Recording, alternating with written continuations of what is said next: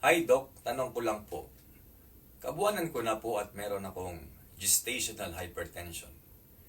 Pwede ko naman daw pong ma-normal ang delivery kay baby. Pwede po bang walang anesthesia kahit na controlled naman yung high blood ko or necessary talaga ang epidural sa case ko?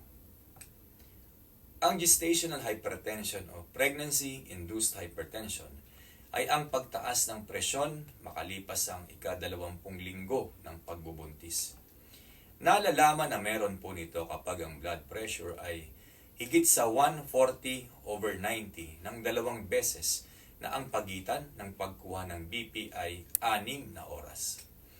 Ang pinagkaiba po ng gestational hypertension sa pre-eclampsia ay wala pong lumalabas o nakakalusot na protina sa ihi di tulad sa pre-eclampsia o eclampsia. Ganun pa man, ang gestational hypertension ay maaari pong mauwi sa pre-eclampsia. Bakit sinasuggest po ng inyong doktor na mag-epidural anesthesia po kayo? Maari po kasing tumaas ang blood pressure ng isang tao, buntis man o hindi kapag nakaramdam ng pain.